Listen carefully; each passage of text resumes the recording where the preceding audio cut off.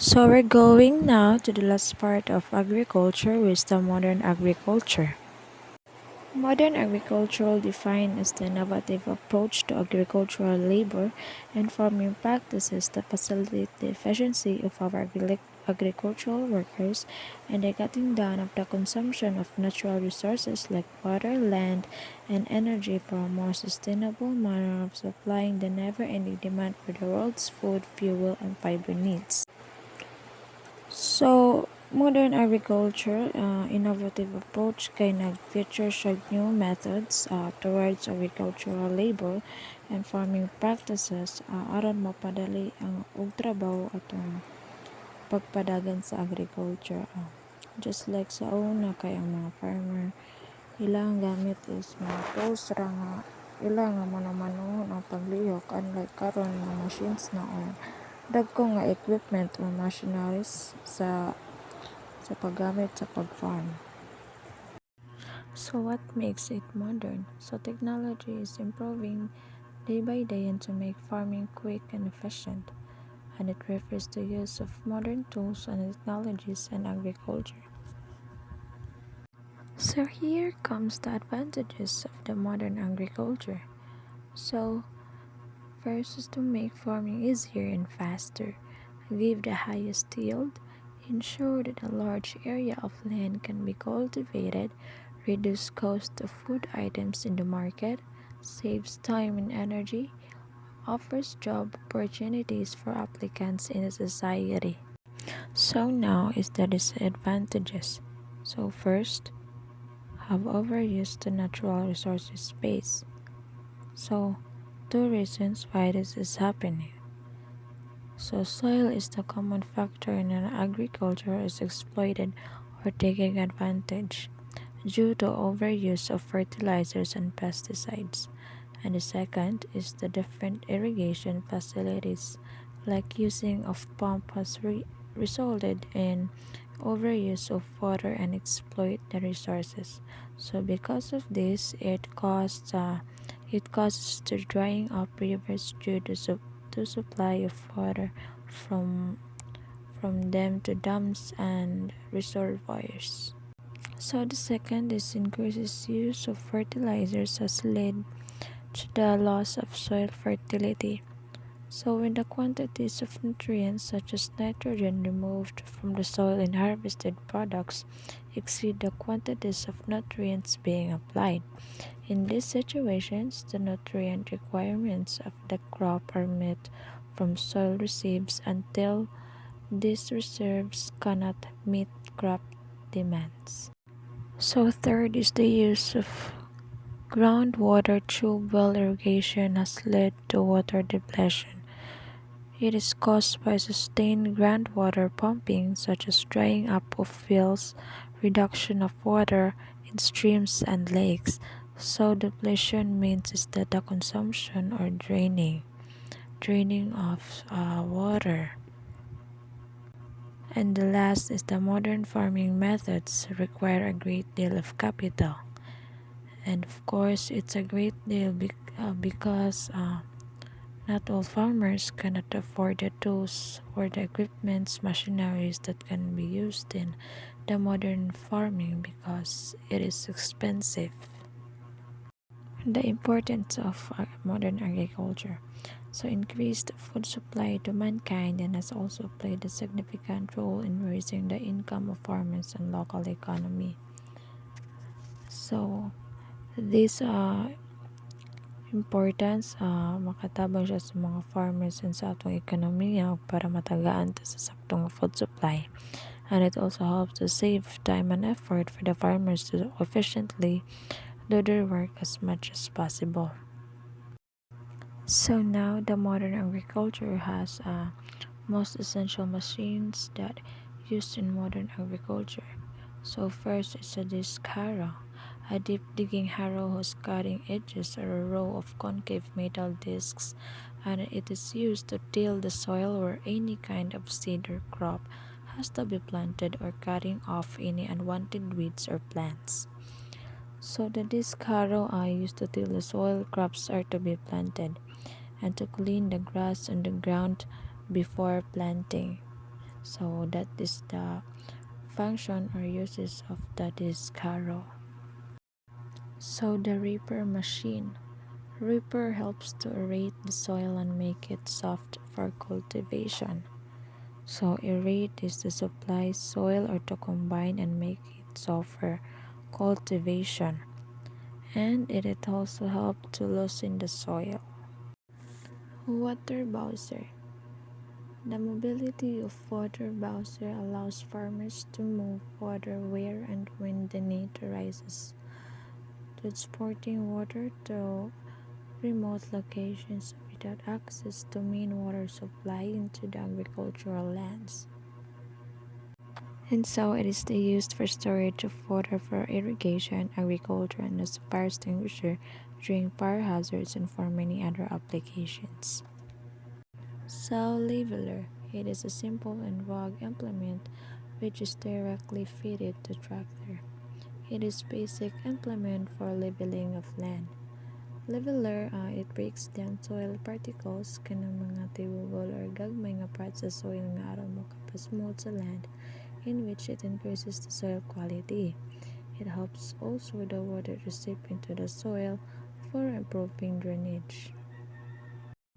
So power harrow is used to turn, break, refine, and even distribution of soil over the entire working width to create a perfect seed bed. It breaks up even the most compacted ground, often in single pass for preparing an area for plantation. So ang power harrow gigamit sa pagpulbos sa yuta, pagbungkag sa mga sobra nga tanom, pag-ibot sa mga sagbot, ug pagtabon sa mga liso. Single pass siya kay laos-laos ra pag-prepare sa seedlings aron matamnan na siya. Combine harvester or simply combine is a machine designed to harvest a variety of grain crops. The name derives from its combining four separate harvesting operations such as a reaping, threshing, gathering, and winnowing to a single process. So, unsa din ng reaping? Ang reaping kay mo ni siya ang mga tig-ani, mga farmers.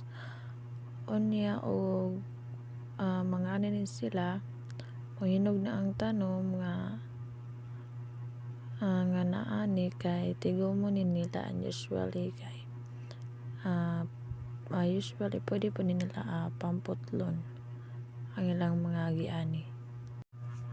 So, ang threshing kay katunang pagtangtang sa edible parts sa grain o pagbahin sa lugas sa lain nga tanong gikan sa udlot ug diin kani nga gitaod sa mga farmers. So sunod is ang katong gathering. Pagkahuman o kuan kanang separate kay gi-collect ang katong greens and then gisulod sa tank sa combine harvester.